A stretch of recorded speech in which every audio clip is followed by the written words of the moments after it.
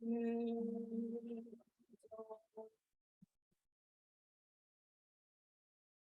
good. Hey, everyone on Zoom, welcome. We'll be starting in a few minutes. Hang tight.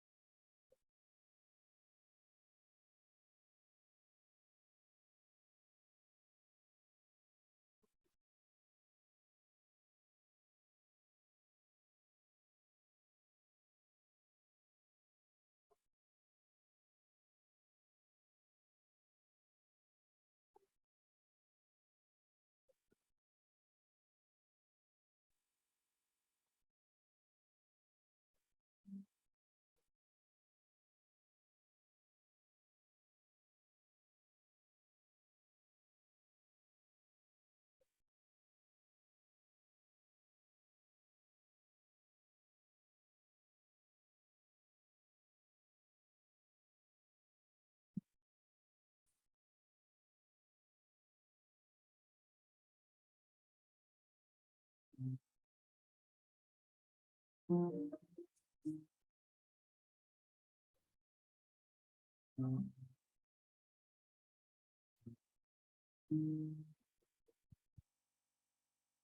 everyone. Thank you so much for coming. I'm David Lindsay, and this is Leandro Lesseur. We're the co-curators of this series. First off, I want to thank Segue and Artist Space for making this all happen. This has been such a treat and an honor to co-host and curate these readings.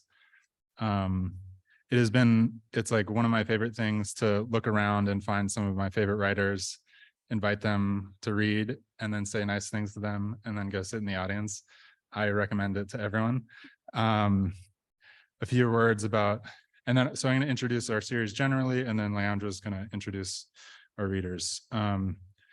So we've aimed to select a group of non-disciplinary, hyper-contemporary writers, artists, and performers that move between in awe of the extraordinary, ethnobotanical studies, anti-language, gardening, not architecture, of weather, of infinities, of queerness, of Blackness, and all the heat that is generated in those and many other in-betweens. Our program brings together a group of diverse interdisciplinary artists, readers existing within both the poetry and visual art fields. So with that, I give you Leandro. Thanks, Dave. Thank you all for being here. I want to just move this down a little bit. There we go. Just say how excited that Dave and I have been for this entire series, especially tonight. This is also a dream come true to have both Funto and Jessica Lynne in our presence. So I just want to give them a round of applause, I guess.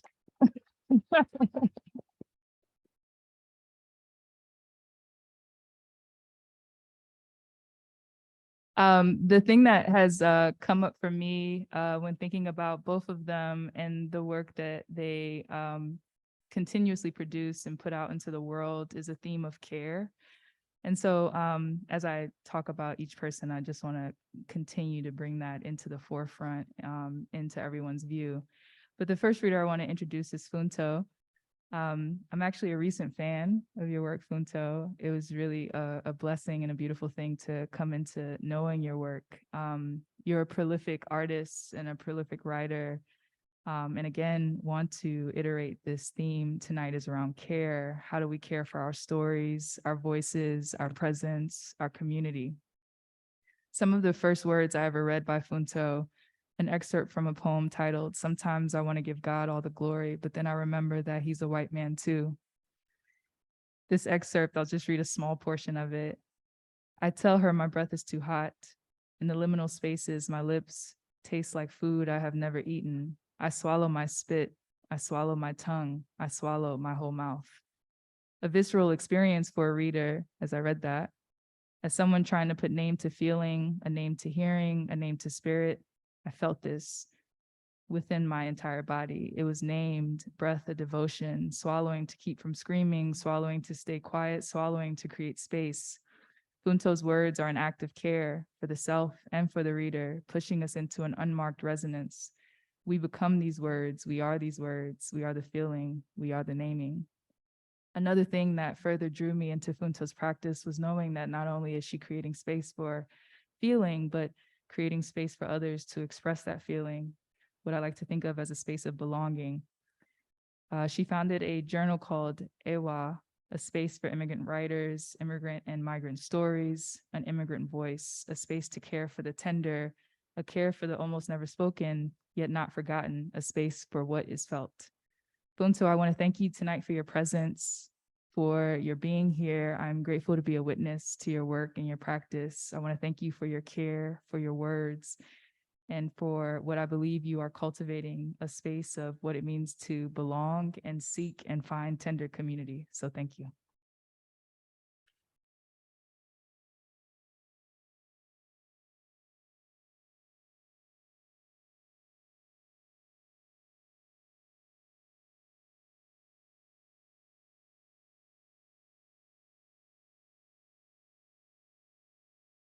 Hi, everyone. I feel really lucky and blessed to be here. Thank you to David and Leandra for inviting me. I feel really honored to be reading along Jessica Lynne. Tonight I'm going to perform or read an experiment in collaboration with my friend and great artist, Ricky Soleil-Zoker, also known as Yata. And Ricky and I have been doing a little experiment of improvisation where I send them my voice reading some of my poems, and then Ricky sends back improvised sounds or hums or words, whatever they're moved to make in response to my work. And tonight I am going to be responding to their response to my work. And in making this work, we've been thinking a lot about the act of remembering as ritual and also the act of forgetting as ritual. So tonight I'm going to do an experiment of remembering, of forgetting, and of improvisation.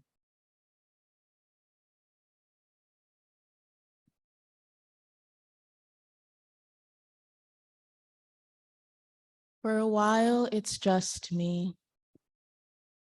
I put on morning jacket wherever I can fit it, peel skin, shave, meet the girl of my dreams. But then this psychic tells me my twin daughters are gonna love me, really love me, like be obsessed with me. And so in the midst of decorating womb, the elder uncoils and unvessels. I prepare the entirety of the Oh She Glows cookbook and we both sugar our lips. Maybe Washogun, but it only takes a handful of guests to tap on something swelling before you realize raw can't go through you the same way anymore. And what a silly thing it is to not be able to really shit. By the time they found my mother, she had rolled under the bed. They found my mother rolled under the bed screaming, "Ama me."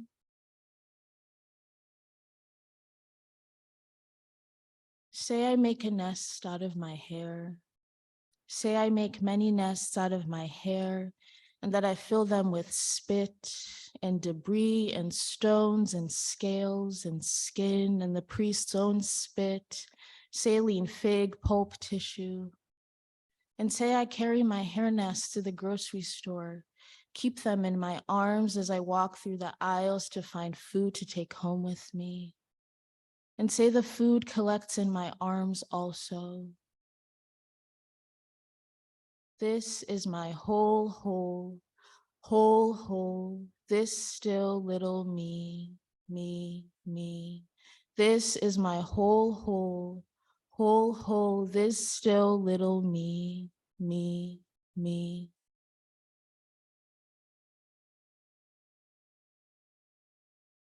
What is this tumbling place where I am center unmoving? What is this sirening place where there are gestures with long sticks pointed to my chest? In a different time, you're gathered in perfectly shaped basins. In a different time, Barry White the dog croaks around us and around us. And we are preoccupied with where the croak will land, not with its projection or its mouth. In 1973, Grandpa Ado rode his motorcycle to Ekiti and broke both of his arms on his way back. The people at St. Gregory on Basiri Street covered him in plaster of Paris, and he spent all of January with his arms outstretched like Jesus. This is my whole, this still little me.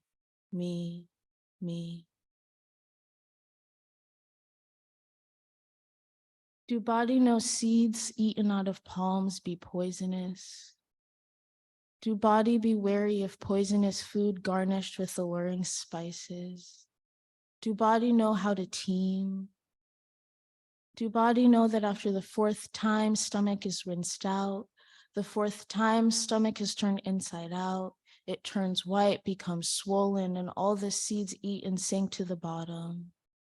Do body know caution is survival, survival is joy. Do body know caution is survival, survival is joy. Do body know caution is survival, survival is joy. There are not many disciples left. Who can tell you there were 300 surgeons in the hospital that day? There is not one who doesn't think I understand him. I ask something, A, if I'm going to be okay, or I can try to read the lips of the man who I understand perfectly. Again, I fill my sacks with rotted things, aged and aging meat webbed together until polished. All day on this land, sickles formed against me prosper. Again, I line the belly of my sacks with newly shined and favored things. All day on this land, sickles formed against me prosper.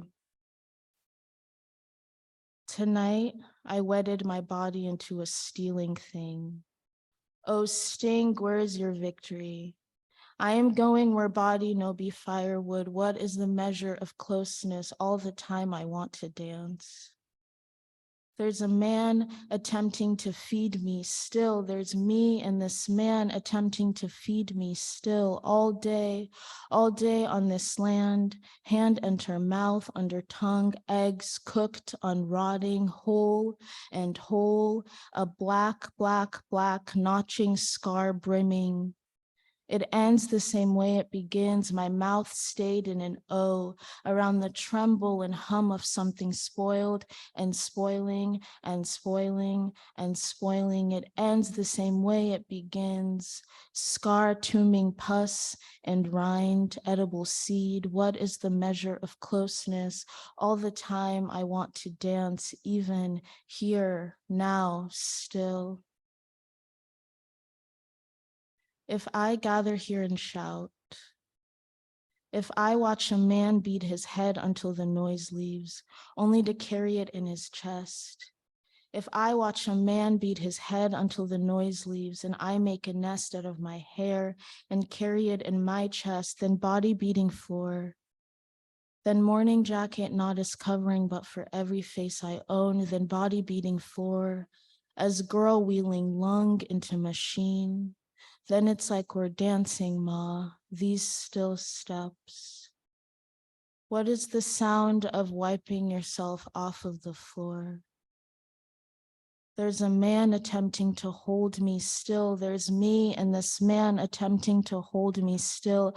I am not moving. I am not moving. For the first sacrament, we will kneel, peel skin, remove teeth, scrape off debris. For the first sacrament, we will kneel, peel skin, remove teeth, scrape off debris. For the first sacrament, we will kneel, peel skin, remove teeth, scrape off debris. Then I am not ready. I am not ready. I am not ready. I am not ready. I am not ready. I am not ready. I am not ready.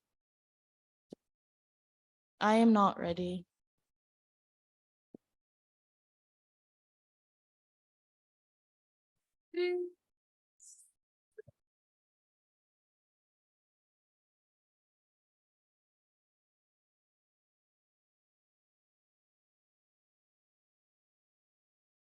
I love you. I love you. I love you. I didn't know it until I lost you. Its verification isn't holy, it's just stageable, but screaming and collapsing is also a kind of love. I love you, it's just stageable, but screaming and collapsing is also a kind of love. By the time they found my mother, she had rolled under the bed. They found my mother rolled under the bed, screaming, my child, my child, my child. She had rolled under the bed, screaming, my child.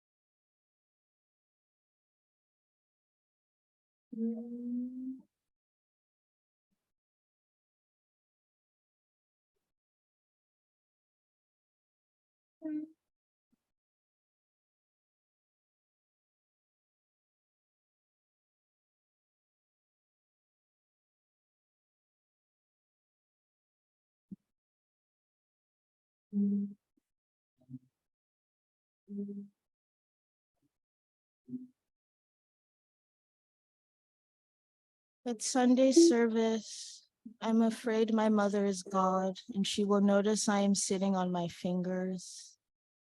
My fingers are made from cloths, but mostly spears. My aunt was murdered by her mother-in-law. They took them, my mother's sister, to the boar they killed her with, the boar they tied to the tree. It was mercy, a re-enduring. Look at the way the boar's mouth hangs open. We can do it to you too. We can separate rind from skin and pare you and flay you to tree. Abimbala Rachel Bewaji named her restaurant Duro after her mother. She sold plantains and couscous and her fingers began to twitch after the 5th year. She baked her customers into her food. Here, lick their ashes from your fingers. Do you recognize a tooth, a finger? Here, lick their ashes. Do you recognize a tooth, a finger? This is where we buy fresh. This is where we buy fresh. This is where we buy fresh. I once met a man who hid fish in the bush for his son. I once met a man who hid sticks in the bush for his son. Mercy, look at the way the fish is tied to the tree. Look at the way it writhes and slimes and swims and enter. Make room for it in your mouth. If you find a girl in the bush, leave her there. If you find a girl in a bush, leave her there. If I say I crumble and crumbling begets fish, who begets girl with spear, you would call me a liar and a thief. But could I be a liar or a thief if I return girl back to shrining place? I have made an alliance with motor of a body. There is sickness in this room. I am a shrining place. There is sickness in this room. I am a ripening place. There is sickness in this room.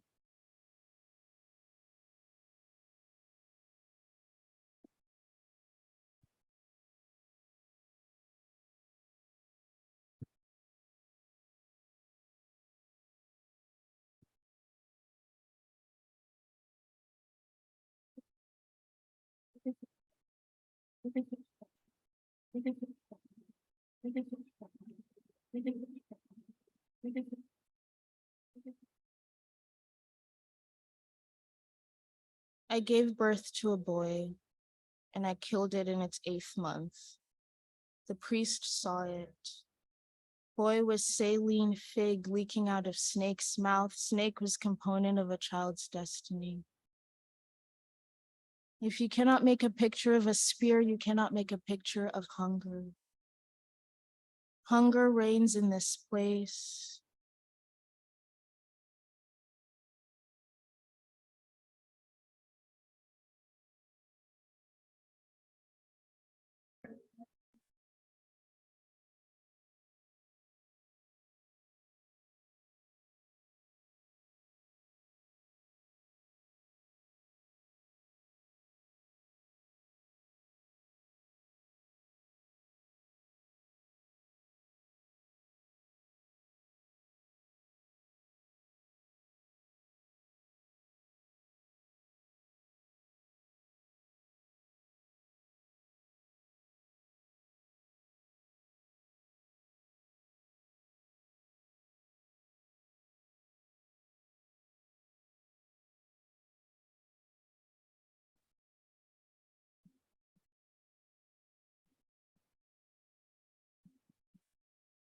Pa sad today. Pa before Pa been sad. Today Pa is a tailor. Stitch whole village. Pa sad today. Pa before Pa been sad. Today Pa is a tailor. Stitch whole village. Pa scrape inside of Pa's mouth. Find whole village's blood underneath white coat tongue. Pa sad today. Pa before Pa been Pa sad today.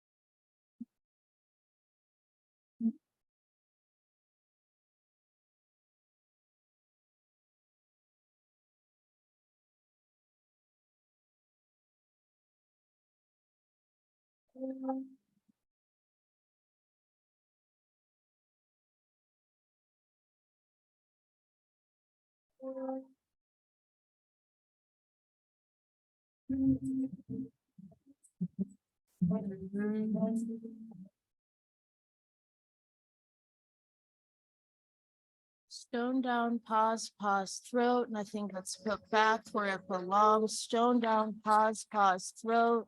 Nothing gets put back where it belongs. Stone down Pa's throat. Nothing gets put back where it belongs. Pa wrongborn, he black saint, he recurring song. Pa wrongborn, he black saint, he recurring song. Pa wrongborn, he black saint, he recurring song rendered as interlude, then survival. Across dulcet mouths, cutlass, a man fetching bush, a man fetching bush, a man fetching sticks, a man fetching sticks, a man fetching sticks in the bush for his son. Pa a bludgeoning thing, blah a bludgeoning thing, pa a writhing thing, pa a shelling thing, pa a wounding thing. Pa a swaddling thing, pa a wounding thing.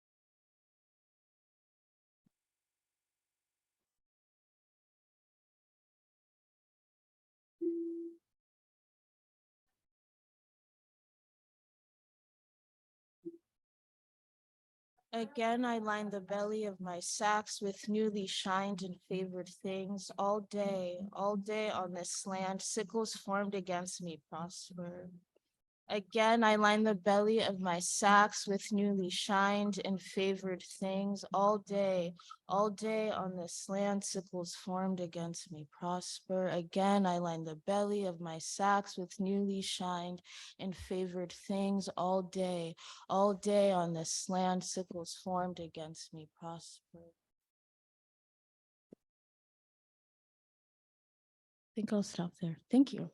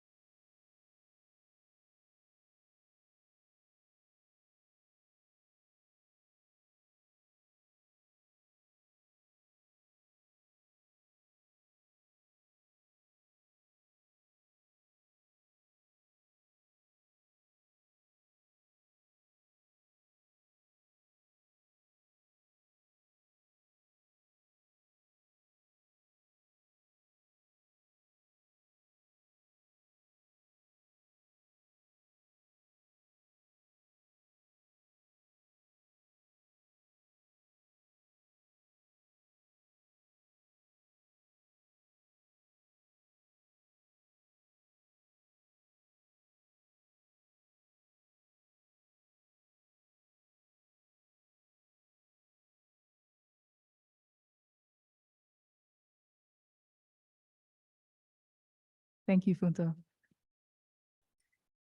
Our next reader, Jessica Lynne. When you hear this name, you know greatness awaits. I remember the first time I read Jessica's writing via a platform she created with her dear friend Taylor Aldrich, Arts.Black. I said out loud, oh, hell yes. Finally, we got something for us and by us. This is a little embarrassing to say, but I spent the next few years after that hoping I would one day be able to share space with you, Jess. So I'm really, really grateful for tonight and also for the moments that came before this night. The first time I met Jess was in the fall of 2020. It was a very weird time for all of us. We were in the midst of the pandemic, and we still are. We were transitioning from a presidential term that left all of us feeling gaslit and unsure every second of the day. We were all grieving from the traumatic deaths visibly seen and invisibly felt from prior months, and we were all feeling the anxious toll of the uprisings where the world seemed to be slowly collapsing. Was that collapse good or bad? I'm still unsure because I still feel we're in it, slowly moving towards destructing and regenerating. The one thing that I do know is that during that time and even before that time and now thereafter, we were all and still are all searching and hoping for tender community. And tender community is what I found in Jess's words, in her gifts. The first time I met her a few months later, she sent me an Afro pic to help maintain my mane. In the months following our first meeting, she also pushed me to find new books during that time, a community of love in these little tender things that sometimes are forgotten or go unspoken in how you build community and how you show up for one another. This shows in Jess's words too. When she speaks, it is about love, it is about queerness, it is about Southern life, it is about the tender subtleties that we may take for granted, the things that we may have forgotten or may have gone forgotten that are awakened to new life through her language. And not just any language, Jessica Lynne's language, a tender communal language. So now to introduce Jessica Lynne, I want to first play a video that she wants to start off with. Donna Summer, I Feel Love.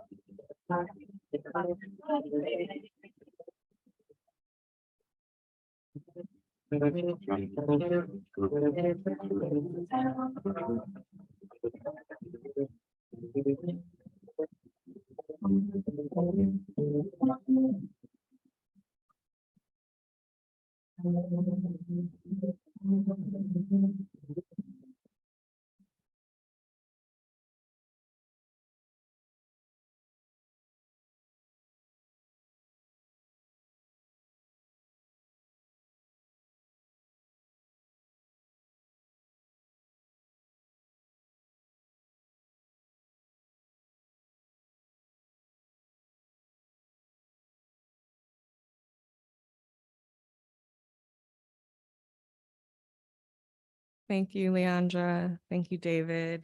Thank you, Funto. Thank you, Donna. I'm going to be reading from an essay that is very much in progress, and today is titled An Ecstasy Trail. That title might change tomorrow. I'm not someone who reads work out loud often to a public, so it feels very special to be doing this new thing here with you all. Donna Summer's 1978 live performance of I Feel Love begins with sensuality. Summer, already at the microphone, as the spotlight of the Los Angeles Universal Amphitheater engulfs her, rocks her hips swiftly as her hands clap in sync. Her arms rise in a tantalizing fashion as the song's opening lyrics meet the sound of the synthesizer. Her glamour feels too much for our world.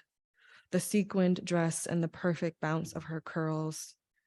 Her soprano that is a leap into a bliss elsewhere.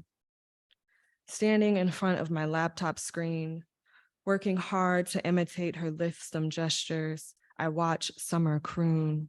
You and me, you and me, you and me.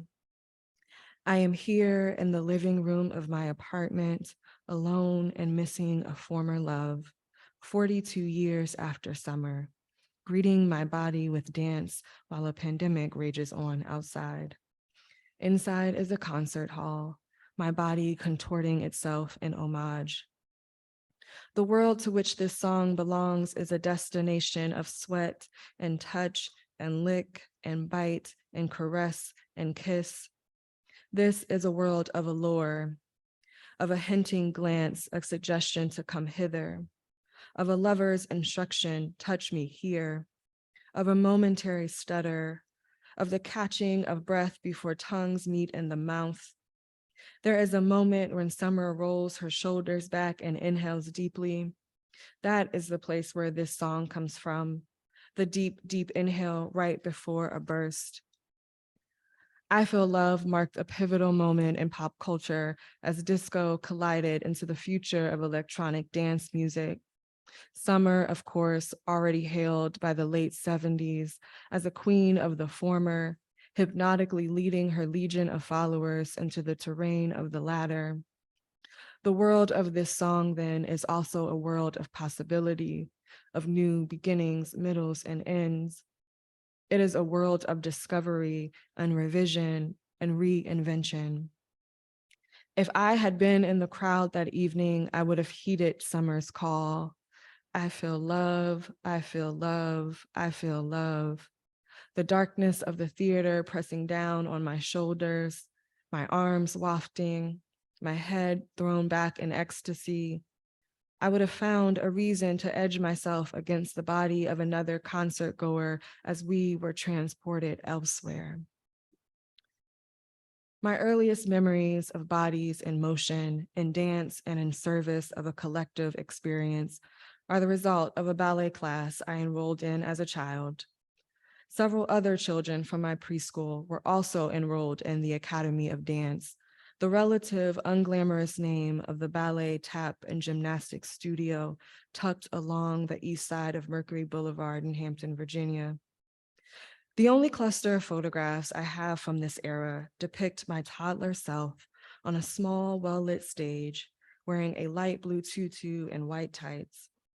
Like the other 4 children who appear in the image, I am awkwardly attempting a pirouette, except I'm turning in the direction opposite of the group.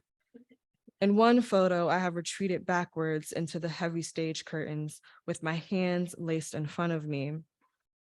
In the last photo from this set, I'm holding my father's hand after the performance. Someone has given me a rose. You can't see my father's face, but the expression on mine is a 3-year-old mix of embarrassment and annoyance. Don't put me on the stage anymore, is what I read in my face now. And of course, my mother. I thought you looked so cute. Of course, who is to know what I actually thought of that moment in real time? I do look adorable, but the feeling I've somehow assigned to that memory and those images always comes back to me as a wave of disappointment. Isn't there another way for my body to move? I seem to ask of the camera, to no one, to everyone all at once. In an interview with the late Archbishop Carl Bean, the filmmaker and poet Kai M. Green asked Bean to describe the relationship between spirit and disco music. The clergyman's disco hit Born This Way had boomed through the airwaves the same year as Summer's I Feel Love. Music had taken Bean, a child once entangled in the foster care system, from a Baptist church in Baltimore to Broadway, Motown, and then finally Southern California. If you really listen to the backbeat of disco, the Archbishop says to Green, it is the rhythm of the Black shout, the time signature that is used when the Pentecostal church would say, let's do shout time. They're talking about the rhythmic pattern that became disco. Most of us that were successful, most of us were recruited out of Black gospel music. Bean in that interview included himself amongst a list of singers reared in the Black church, Thelma Houston, Sylvester, and Teddy Pendergrass, who ultimately found a home in disco after leaving the choir loft. And though, as Danielle Smith writes, the genre was shunned by a cadre of white rock critics in its early years, disco really was shaking the foundation of white is right American music culture. It was asking bodies to find a new rhythm. I'm probably 7 or 8 years old when I first learned the word disco from an older relative while dancing at a cookout. Summer's voice radiates from the radio, and this relative suddenly misses the carefree afternoon of their own youth. Disco died too soon, remember that, they say to me. As the last dance blares, another kind of invitation into the body, no one who was present that day remains motionless. Every person, aunts, uncles, cousins, parents, knows every lyric. And as summer hits the final note of the song, heard tonight, extended into a place I thought I might like to go one day, I listen as the people around me hit the note too, traveling along to wherever this destination is.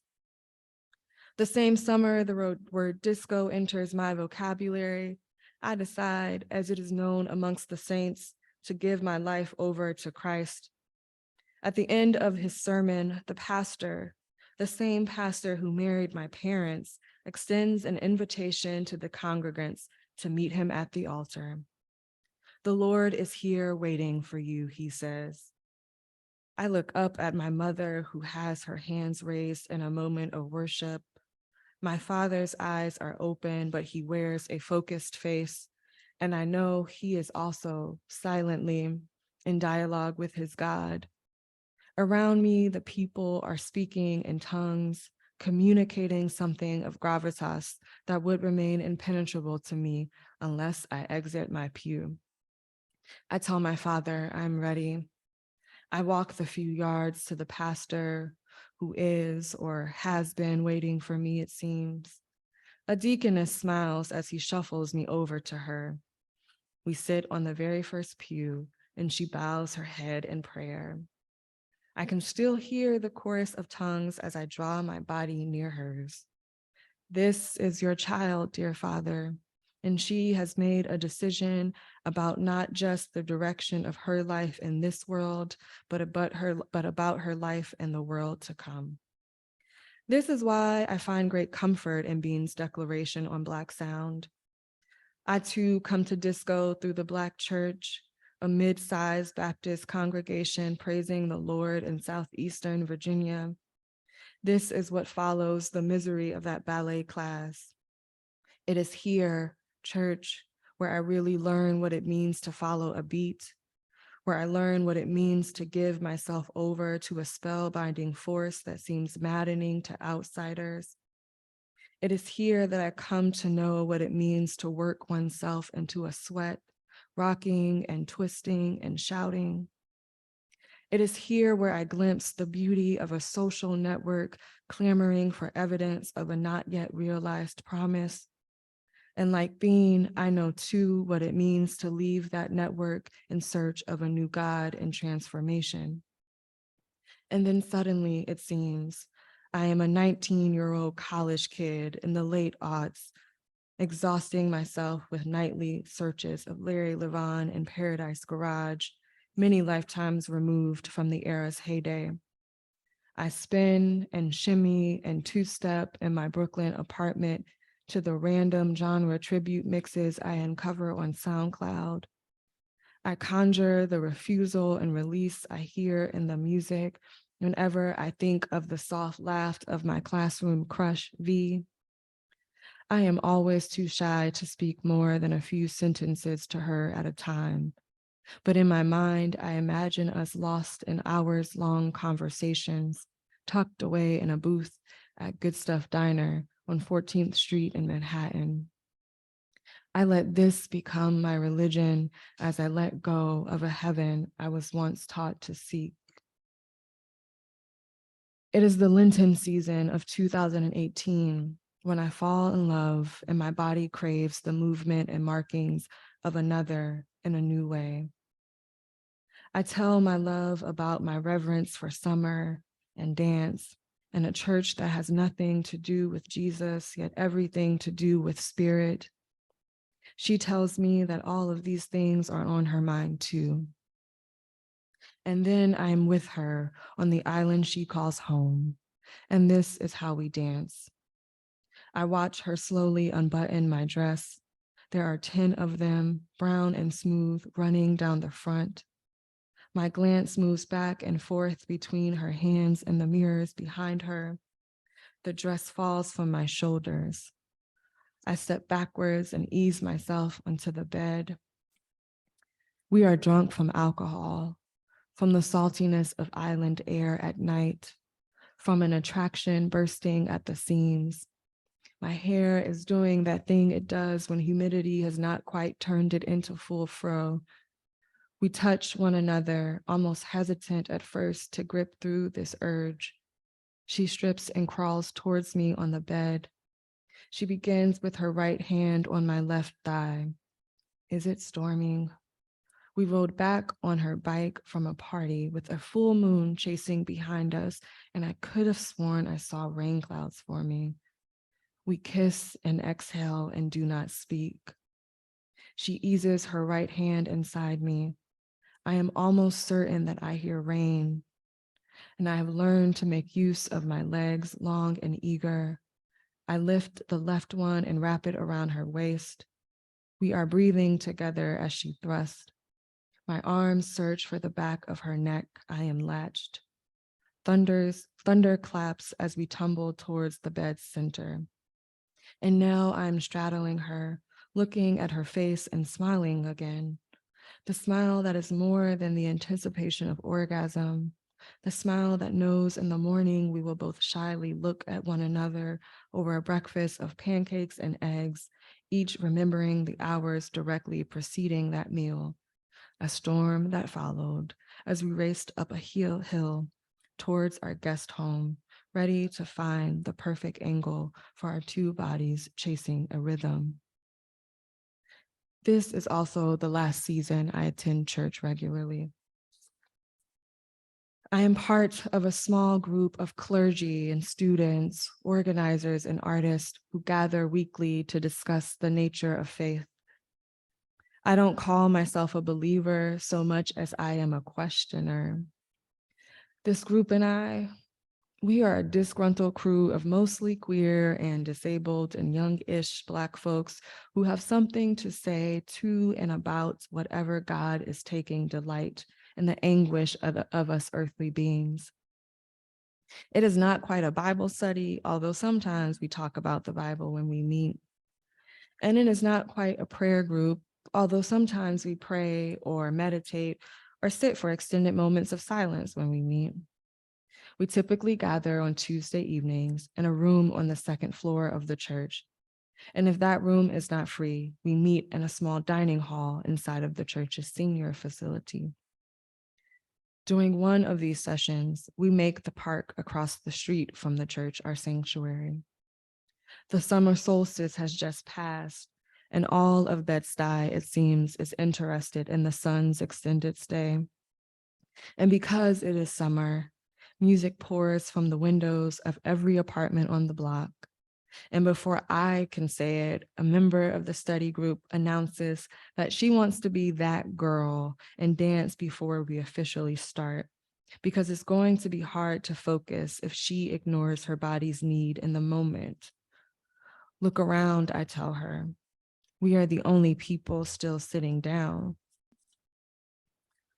I leave Brooklyn that August for Hampton first, then Atlanta, then Athens, Greece. Before I move, I paint the black walls of my Crown Heights apartment white, returning them to required move-in condition. I pack my books. I wash and give away the clothes I can no longer fit or want or will wear. I foolishly leave behind a brand new television and a secondhand bookshelf. I bring the new Polaroid gifted to me by the person I now love, and I hope I will one day catalog all the ways we will dance with one another with this machine. I ask Renee, my best friend who has traveled from DC to help me move, to take a photograph of me in the empty apartment before we begin our drive south, so that I have proof of this self that will remain behind.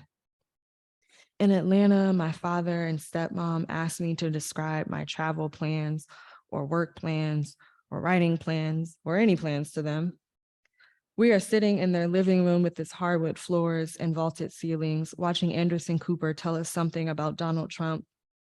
What's in Athens, they ask, and how exactly will you make money? I tell them that a good friend has invited me to be part of an organizing collective with other writers and artists and activists. I tell them that the small grant I received for the art journal I edit will help me stay afloat. I tell them that after Athens, I will travel to Bonn, Germany to practice the language I've started to study again. I will take pictures of it all, I say, each image becoming a record of movements. In Athens, I am a 3-hour and 30-minute flight away from the person I love who now lives in London, a feat of choreography that feels like a small victory for us. I talk about her in my study group, our shared interest in literature, the bubbling of diaspora between us, the nights that have belonged to our bodies. The people in my study group smile at me when I say this, as if reminiscing on their own bodies lost in a swirl of a lover. One person, an older woman, says that there are few pleasures like the scent of your beloved, and we all nod.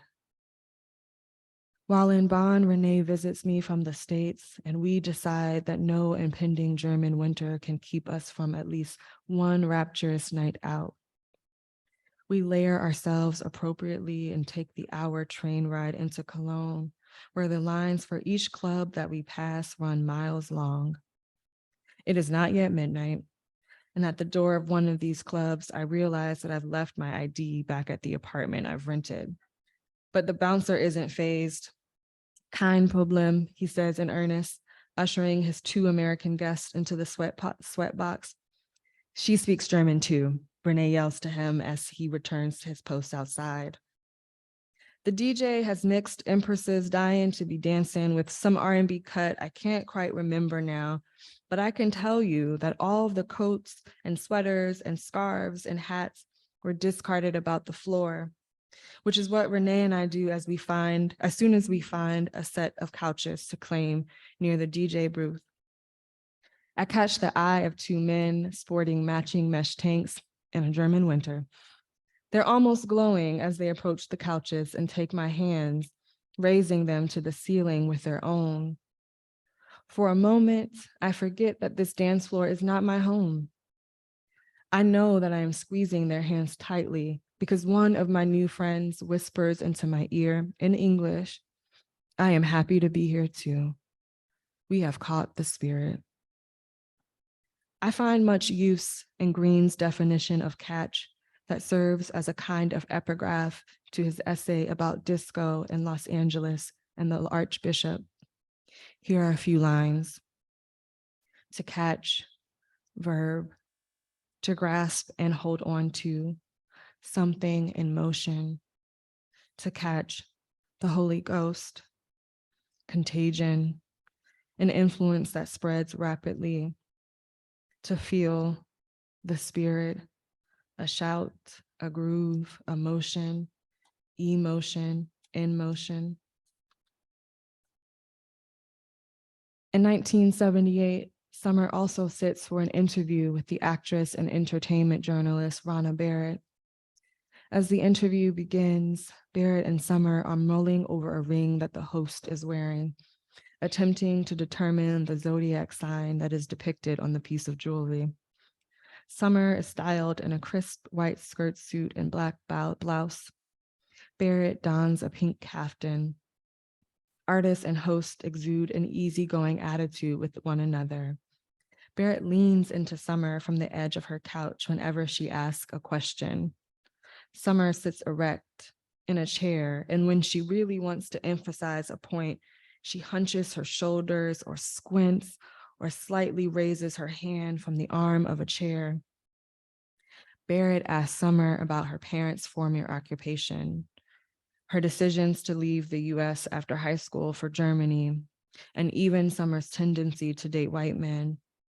But there's one moment from this interview I keep thinking about. By 1978, Summer had been thrust into the public arena as the sex symbol. The wigs, the stage costumes, the seductive album covers. Barrett, aware of the singer's position, broaches the subject.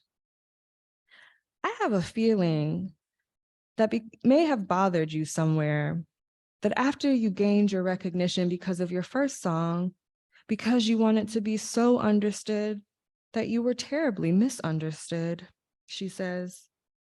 And Summer, who is clearly a little bored and bothered by her symbolism, clearly a little interested in a different public reading of her voice, her body, her genre, responds that to be sexy is a matter of what you have in your mind. The image was a creation, a part assumed to be the whole. Barrett's line of questioning is the softer side of criticism Summer was receiving from an entire industry. Too much sex appeal. And though I wasn't there in real time, I know that Danielle Smith is right again. For the music lovers and radio listeners and dancers weary of Queen and Glenn Campbell, Summer sounded like a boozy booty call, free of white male primal screams and Hallmarkian romance. Summer sounded like Blackness, momentarily free of the blues, and like a refusal to perform innocence. This is why we still love her. This is why disco, for me, even as a child of hip hop, was giving me a good thing, a refusal to perform innocence. I love this interview because Summer, though she admits to a few nerves, is quite self-possessed, something that cannot, in fact, be manufactured. It is a process of coming into, a welcoming of self-awareness, a place beyond the records and radio. Summer, seated on this coffee brown chair, seems to say to Barrett, to me watching enraptured 4 decades into the future, that we are all welcome to join her in this place. For Black queer singers in particular, like Bean and Sylvester, Green goes on to write in his essay, disco was convergence and reconciliation. It was the terrain for a reimagining of the sacred. It offered those who needed it a secular worship service. They carried with them the music, that gospel spirit, and the ability to use music to facilitate movement. They may have changed genres, but that gospel funk, the shouts, the body moving elixir would not be left behind, only transformed, he writes. What the Archbishop knew about disco is that it belonged to the outsiders, the style mavens, the flamboyant, the ultra cool, the dancers with their big afros and oversized glasses. It belonged to the freaks, the lovers who met under a strobe light, the artists, the rebel sneaking back inside her home in the wee hours of the morning before her mother rose to wake the entire home for the 8 a.m. prayer hour. It belonged to gay kin and lesbian kin and trans kin, all the queers. Emerging as the tumult of the 1960s gave way to the rocky promises of a new decade, it became a portal for all those who could not see themselves as part of the mainstream, part hedonism, avant-garde, and all love. Disco was an elsewhere that I, a child of the Black church, was chasing after too, maybe even before I realized that's what I was doing. In 1982, Bean founded the Unity Fellowship Church of Christ on the principles of liberation theology as a haven for queer folks of faith. Soon after, he created the Minority AIDS Project as a resource to support communities of color affected by HIV and AIDS, so many of whom breathed life into disco and its dance floor. The next year, Summer was accused of declaring AIDS the punishment for queerness. She had recently announced herself as a born-again Christian. The rumors raced amongst the publications. Summer raced to defend herself against the claims. "I did not make that statement," she said plainly to a reporter in a 1989 profile. I don't know how to determine the veracity of this all, but I've made the decision to believe her. I know too that this is not simply about Summer or Bean for that matter. It is about the lights, the smell, the edging, the thrust, the calling out, the anticipation, the possibility of all things otherwise. Here in this expanse of Black sound, there are bodies who are loving and shouting and moving and talking back to presences we cannot yet see but feel nonetheless. And I don't know if the Archbishop and Summer knew one another, despite each defining a sonic and cultural movement. I wonder what a conversation between them would have been like. What hymns had they memorized? What scriptures gave them comfort, if any at all? How did disco change them? What worked through their bodies? There are many portals to move through here, they seem to say to me whenever I listen to them. A Black sound stretching into an expanse of pleasure and synthesizers. I refer to that summer evening in Bed-Stuy as an evening of praise and worship, because once we decide to give ourselves over to dance, we stay outside until the moon appears. It's like the way Spirit washes over you on a Sunday morning in fellowship with the other saints. The elders refer to this as catching the Holy Ghost, the highest form of divine communion. But this evening, Spirit does not meet us in a building at a man-made altar. Instead, we are found in the luminescence of a summer night, drenched in the pleasure of our own bodies. And that night, during the Lenten season many years ago now, as a storm arrived outside, my lover and I danced in our bedroom without abandon. We were sweating and touching and licking and biting and caressing and kissing. This was our world of allure, of instruction. I touched her there, of the momentary stutter, of the catching of breath before our tongues met in one another's mouth. There was a moment as I straddled her when I rolled my shoulders back and inhaled deeply. And it was just that, a deep, deep inhale right before a burst. It has always been so easy for me to shy away from my desires in service of a grand mission assigned to me by someone else. This is how you serve a God. This is how you love a person. This is how you rest or heal or don't. Can I say to you that I spend my pandemic days watching summer on my screen because all of these things are colliding? The fact of a body, the presence of a spirit, the ghost of a love. They have become my contemplations. They are on stage with summer and in my living room choreographing a routine for me. They are with me at night as I sleep. They wake with me as I begin the video on a new day. I feel love, I feel love, I feel love. It is not enough to know. I must also somatically register the collision. I am a 6-foot-tall nerve ending, as Jocelyn Maria Taylor once put it, watching and listening to Summer's performance. My eyes are still closed, and the sweetness of this solitude keeps me in a trance. I slither my body to the floor before slithering back into a standing position. I caress my hips, my thighs, my breasts, and Summer keeps on. I feel love, I feel love, I feel love. I have caught the spirit. At the end of each day, I place my phone on my computer in the crook between the keyboard and the screen. I set the timer to 10 seconds and prepare for the flash that will indicate a barrage of selfies have been captured. Here I am, waist-length box braids, denim shorts, white tank top, a small round chickenpox scar on my left nostril. I want to remember this self in solitude, dancing and waiting for a new world to come. I assemble the Polaroids taken from my life right before the pandemic began and consider them alongside this slew of selfies I have just taken that now live in my camera roll. They are my ecstasy trail, the sweetness of a body, of spirit, and of love. Thank you.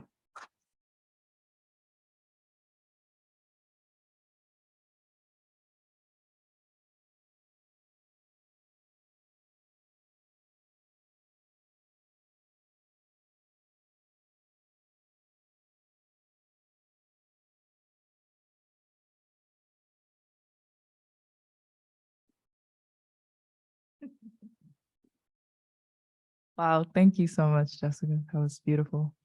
Thank you both, Jessica and Funto, for tonight. I'm filled with so much gratitude for both of your words and the way that you just created space for all of us. So thank you again. Yes to all that, and thank you so much. Wow.